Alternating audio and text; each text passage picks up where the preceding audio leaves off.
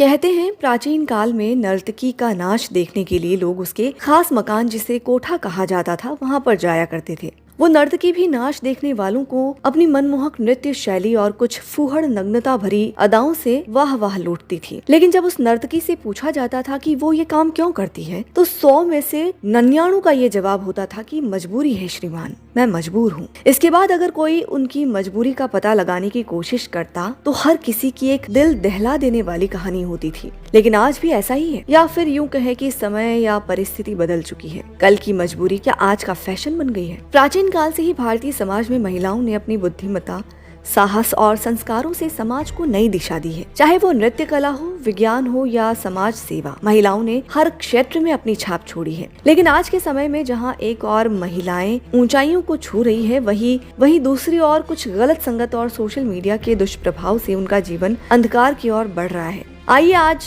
हम इस विषय पर गहराई से चर्चा करते हैं। हो सकता है कुछ लोगों को हमारा ये एपिसोड उतना अच्छा ना लगे, हो सकता है हमें रूढ़िवादी भी बताया जाए या फिर कहा जाए कि ये तो न्यू फैशन है, इसे तो स्वीकार करना ही पड़ेगा। लेकिन पूरा एपिसोड देखने के बाद आप अपना फैसला लें। ये वीडियो कई रोज पहले एक ट्रेंड का है जिसमें लड़की डांस करती हुई, नृत्य करती हुई दिखाई दे रही है। इस डांस को देखकर सोशल मीडिया से लेकर अनेकों लोगों ने इसे बेहुदा बताया है। हालांकि इससे पहले भी मेट्रो से लेकर अनेक सार्वजनिक स्थलों, सड़कों, मंदिरों तक में इस प्रकार के नृत्य करके, अश्लील डांस करके Instagram, Facebook, YouTube, Twitter, Snapchat जैसे प्लेटफॉर्म्स पर, सोशल मीडिया पर रील या तस्वीर डाली जाती है। यानी जीवन का चरम सुख अब फॉलोवर्स पाने और कमेंट्स, व्यूज, लाइक आने पर ही निर्भर हो गया है। आज फेमस होने के लिए, प्रसिद्ध होने के लिए ये सब नॉर्मल बात है। यानी राजा महाराजाओं के समय जो नर्तकी अपने नृत्य कला का प्रदर्शन किया करती थी, उनकी जगह आजकल फेमस होने के चक्कर में युवान आधुनिकता में फैशन के नाम पर मर्यादा को लांघकर आगे बढ़ गए हैं।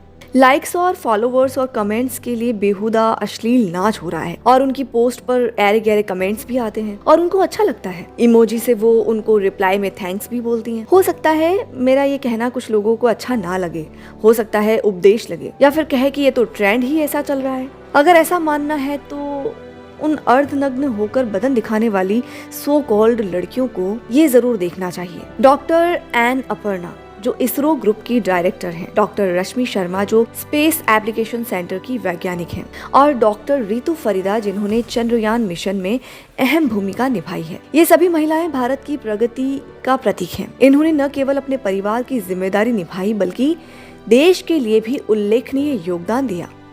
ये साड़ी और बिंदी, मंगलसूत्र पहने कोई साधारण महिलाएं नहीं है। प्राचीन भारत में महिलाओं को समाज में उच्च स्थान प्राप्त था। मैत्रेयी, गार्गी और लोपामुद्रा जैसी विदुषियों ने वेदों और उपनिषदों में अपने ज्ञान से समाज को प्रकाशित किया। नृत्य कला में भी महिलाओं ने अपनी मनमोहक प्रस्तुतियों से लोगों का मन मोह लिया। लेकिन तब भी उनकी कला और ज्ञान का उद्देश्य केवल मनोरंजन नहीं था, बल्कि समाज को सही दिशा देना था। लेकिन आज के समय में सोशल मीडिया ने महिलाओं के जीवन को एक नई दिशा दे दी है। कुछ लड़कियां लाइक्स और फॉलोवर्स और कमेंट्स के चक्कर में अपनी मर्यादा और सम्मान को भूल गई है। अश्लीलता और नग्नता को फैशन के रूप में प्रस्तुत किया जा रहा है। यह न केवल उनके लिए बल्कि पूरे समाज के लिए चिंता का विषय है। बल्कि महिलाओं को अपनी सुरक्षा के प्रति जागरूक होना चाहिए। बचपन से ही लड़कियों को गुड टच और बैड टच के बारे में शिक्षित किया जाना चाहिए। मार्शल आर्ट्स, कराटे और अन्य आत्मरक्षा तकनीकों को सिखाना चाहिए। साथ ही पर्स में मिर्ची पाउडर या अन्य सुरक्षा के उपकरण रखने चाहिए।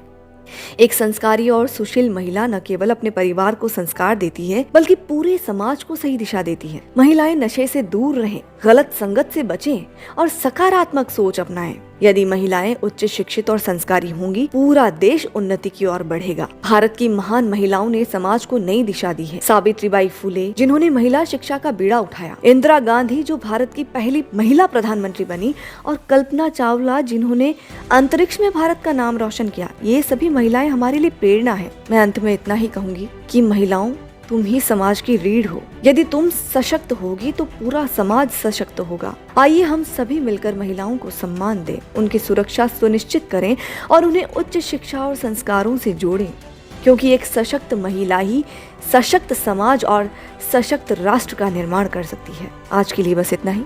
धन्यवाद।